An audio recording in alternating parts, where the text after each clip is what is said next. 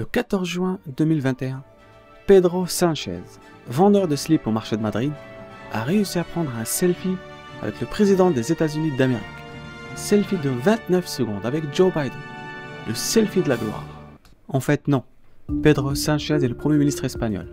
Et ce n'est pas un selfie qu'il a eu avec Joe Biden, mais une rencontre bilatérale avec l'homme le plus puissant du monde. Une rencontre tellement attendue que les médias espagnols en parlaient pendant des semaines.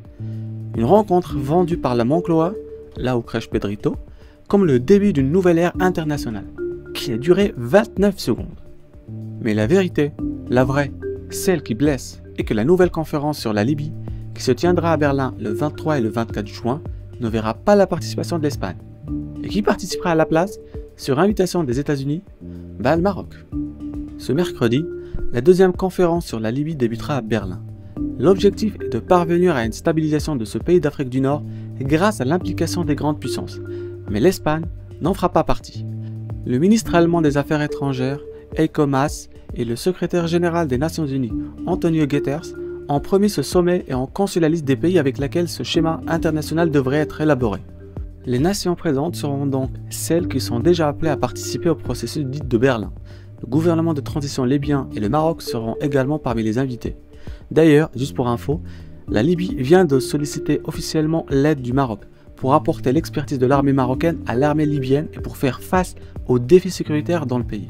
Parmi les mesures à définir, il va figurer l'unification des forces de sécurité libyennes et l'Espagne est laissée de côté, comme cela s'est déjà produit lors des principaux sommets de 2020 sur cette question, absente lors des deux sommets précédents.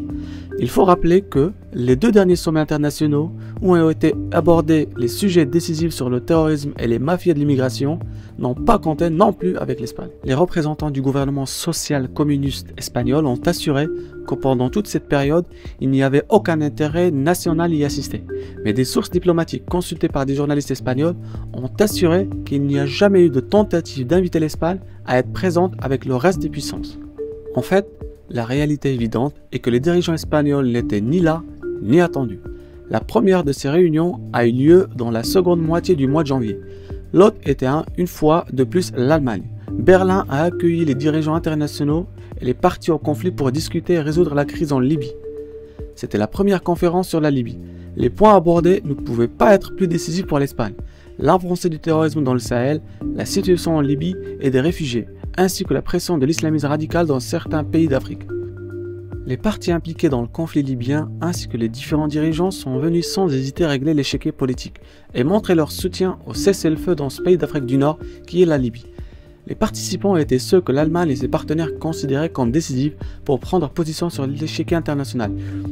Le président turc, le président français par exemple, le président russe, le président italien, le secrétaire général des Nations Unies, la chancelière allemande bien entendu, et le Maroc bien entendu. Mais il n'y est pas allé parce qu'il fallait préparer le 10 décembre 2020. Mais aucun signe de l'Espagne. La deuxième des réunions où l'Espagne a brillé par son absence a été encore plus évidente. Mi-novembre, la France, l'Allemagne, l'Autriche et les Pays-Bas se réunissent pour un sommet purement antiterroriste. Et l'Espagne est une fois de plus mise à l'écart. Sur la table des discussions, rien de moins que la réforme de l'espace Schengen et le blindage et le renforcement des systèmes de contrôle des frontières européennes. En gros, juste un des principaux problèmes de l'Espagne, plongée dans une nouvelle crise de la migration clandestine sur ses côtes européennes. Ceuta et Melilla ne sont pas des frontières Schengen, ni espagnoles d'ailleurs. L'Espagne se trouve encore une fois de plus de l'autre côté des portes des pays qui décidaient des mécanismes de contrôle de l'immigration clandestine. Le sommet a débattu de l'avenir de la lutte contre le djihadisme après la succession d'attentats à Paris, Nice et Vienne. Mais le gouvernement français, du même Macron avec lequel Sánchez prétend avoir une puissante alliance stratégique en Europe, a rencontré la chancelière allemande Angela Merkel, le président autrichien Sebastian Kurz et le président néerlandais Mark Rutte, ainsi que le président du Conseil européen Charles Michel et la présidente de la Commission européenne Ursula von der Leyen, mais encore une fois, sans l'Espagne. Tout cela, alors que le royaume ibérique est devenu le principal point d'entrée de l'immigration clandestine en Europe, prouve une chose, que l'Espagne n'a plus aucun point en Europe, chose que le gouvernement Sánchez continue de prouver au monde entier tous les jours.